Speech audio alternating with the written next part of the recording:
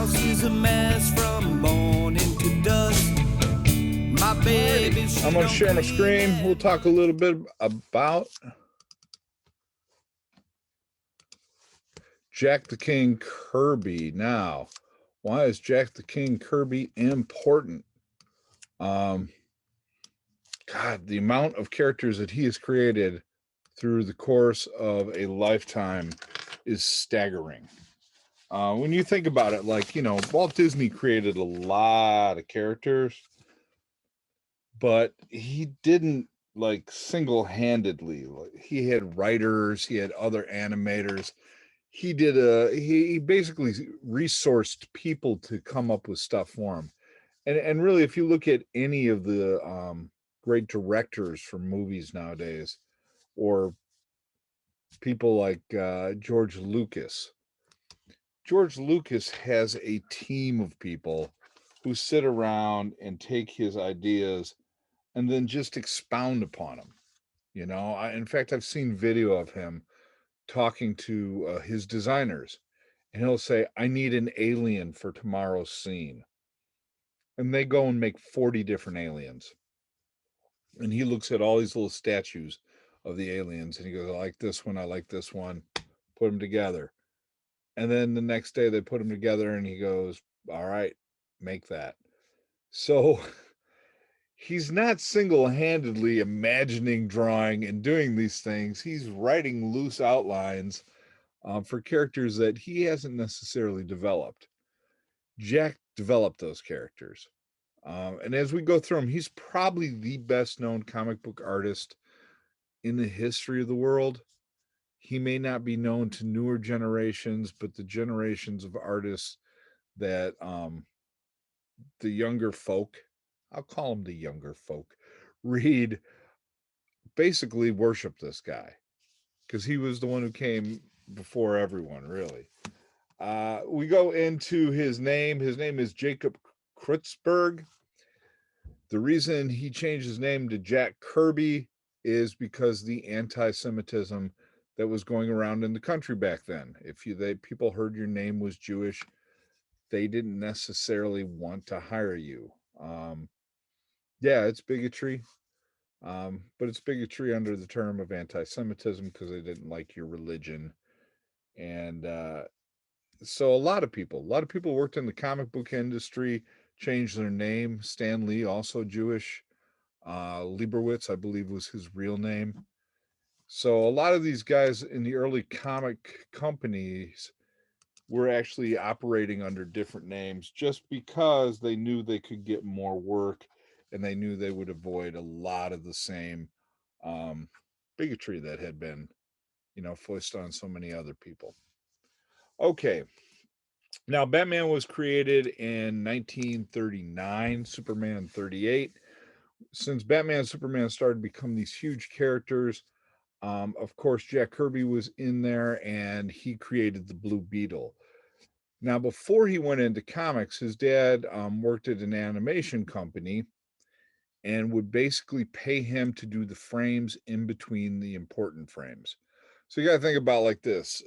A key frame is when somebody has a ball in their hand, and then the next key frame is when they throw the ball. So it's here and here. Somebody's got to draw the here, here, here, here, here, here, here, here. And so Jack did that for a very long time and got very good because he got very quick at drawing those lines over and over. So he had a certain style when he came to comics because of the amount of speed that he was expected to actually work. Crystal. Boom, boom.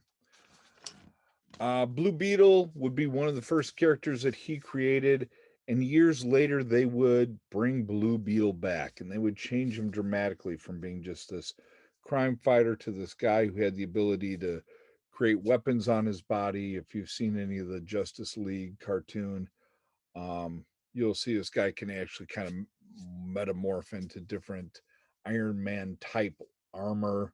So the character's changed over the years, and while not as popular as Superman or Batman, not certainly is in the limelight, he did eventually come back and be used and brought back to life, probably because he was a Kirby character.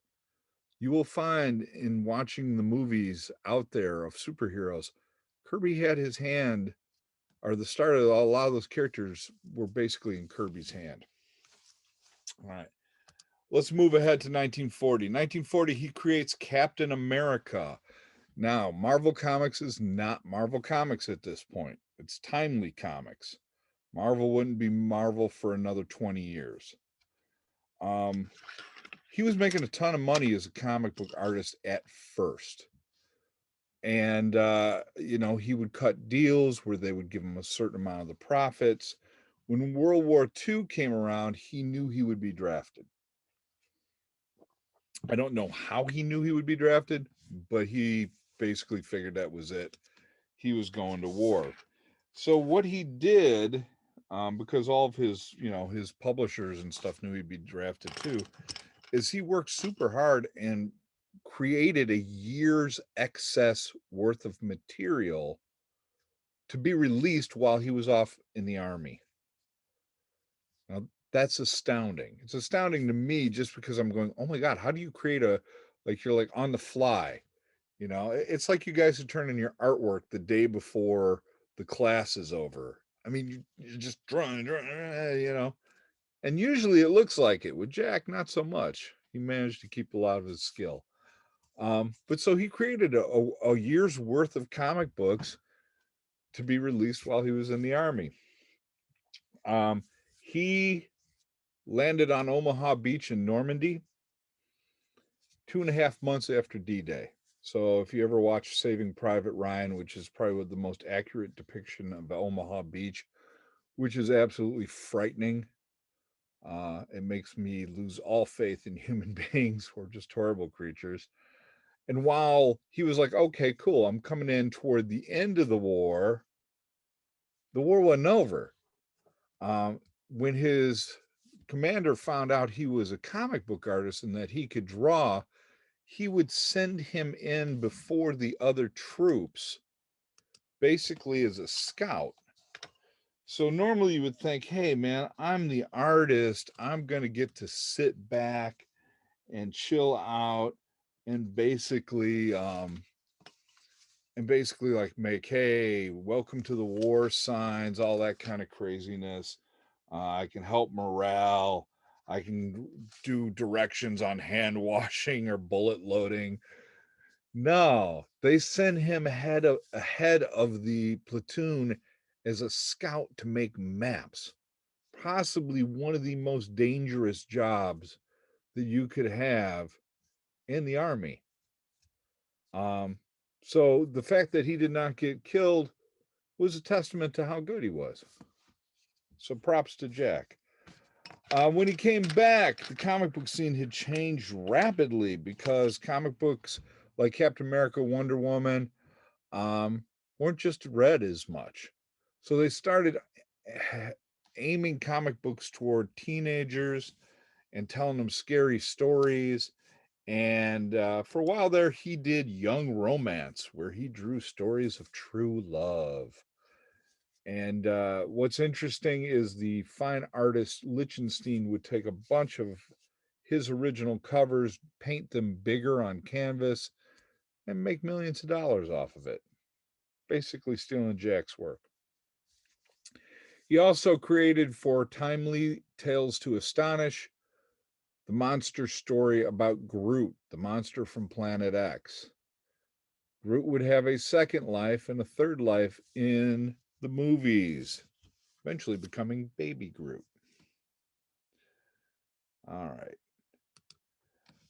In 1961, Stan Lee was going to quit comic books altogether. And his wife said to him, Stan, I know you want to make movies, but why don't you just write one comic book the way you really want to write it without anybody telling you what to do? And then if you want to move to Hollywood and try to make movies, we'll do that. So Stan Lee wrote the Fantastic Four. Jack Kirby brought that story to life. He drew the pictures, he created what the characters look like. This over here is the first issue of Fantastic Four. This eventually, 5 years later, which is an incredibly long run for an artist and a writer to stay on a comic book, is what the characters turned into, still all under the hands of Jack Kirby. 1962, Jack Kirby drew the Hulk. For the first year, he was gray. Then they went, let's make him green. Because the problem with the printing ink back then is sometimes gray would print as green. A lot of times Hulk would be in front of a gray building. He would look invisible. It wasn't a good thing for him. But so, Fantastic Four, the Hulk, Thor. He drew the first issues of Thor. What you get to see on the left is a actual comic page. One of the most horrifying stories I've ever heard was that Marvel Comics used to just throw, once they printed the comic, the original artwork into a closet. And when the closet got full, they would throw it away. When kids from schools would come in to take a tour of the Marvel comic facility, they would give them original artwork. Pages that are worth thousands of dollars today. Yeah, that I have nightmares about that. If I could go back in time and be a little kid, I would totally take that tour every day. Okay, he also created Iron Man. And Iron Man at first was gray, then he ended up gold, then he ended up being the gold and red version of Iron Man that we know today. Now, Jack, since he drew many, many comic books per month, really worked quickly considering how much detail he had. I mean, he has a sick amount of detail in his comics. And because he worked so quickly, his fingertips tend to be very squared off. His people were always in a dramatic pose. I mean, even more so, more dramatic than you get with manga characters. And as he started to slow down, he would draw more correctly. He would draw people with rounded fingers, and the fans hated it. So he was like, all right, back to square fingers. That's easy. But yeah, huge impact. Eventually, he would draw the Avengers, combining all of the Earth's famous heroes or Marvels at that time. And then eventually, he would bring back Captain America, who they said was frozen in a block of ice. Now, when you bring him back in 1960 from 1940, that's only 20 years. When you bring him back into 2015 from 1940, it's a whole lot more years. So some of those stories had to be tweaked for the sake of the movies. Also responsible for the first version of the X-Men, the Beast, Cyclops, Marvel Girl, Iceman and Angel, and Professor X. And the first appearance of the Black Panther in 1966 in Fantastic Four comics. So as you start to look at the Marvel lineup of movies, he pretty much invented what every one of them looked like originally. Now, they have been tweaked over the years. Obviously, Black Panther's costume got a little more detailed. It's got the cool claws around the neck. I like that. They make those suits look like Kevlar body armor, which makes sense. You know, nobody would believe a dude running around in long johns as a superhero, but it works on paper. All right. After his time at, well, hold on, we still got more Marvel stuff here. As the 60s came to the end and we were going into the 70s, he started branching out into cosmic characters. The Eternals would be one that's just about to be released as a movie for Marvel. And while these are not my favorite of the Kirby characters, I gotta say, I am intrigued to find out what they do with it, because really, Guardians of the Galaxy was kind of a C to D level book. It really hadn't taken off all that much. And eventually, when they made the movies were phenomenal. Yes, thank you, Eric. Everybody who is in class should sign into the chat. All right, just so we know you're there. As you start to look at the amount of detail in his pages, and I have been to comic art shows, or actually I've been to art shows and museum where they've shown Kirby stuff. His detail is insane. I mean, I can only think of a few comic book artists who draw as much in the way of detail as he does. And it's definitely the Kirby flair. You know, the squared off fingers, the little honky details for no real logical purpose other than he thought it looked cool. And it did. His pages are beautiful and very much 100% his. All right, at some point he would get upset with Marvel Comics, leave Marvel Comics for DC, where he would create Darkseid, however you want to say it. So he created the main big bad villain for all of DC Comics. He would go on to create things like the Demon Etrigan, Mr. Miracle, the New Gods, Omak, the Guardian, Big Barda, Commandy. I mean, the amount of stuff this guy was able to create is just astounding. And the fact that we're still searching his brain, even though he passed away in the 90s, for ideas is a tribute to how good he was. Now, a lot of people are sad because they're like, you know, he should have been a multimillionaire. But he worked for the company. When you work for the company, you know, you take those risks. And would he have created as many characters if he had been left to his own devices and not pushed to get a paycheck? I don't know. So there's upsides and downsides of that thinking. It would have been cool to see him get wealthy, but it seems like he stayed hungry. And when you're an artist, as far as your output, either you're hungry and you want to keep making stuff, or you achieve success.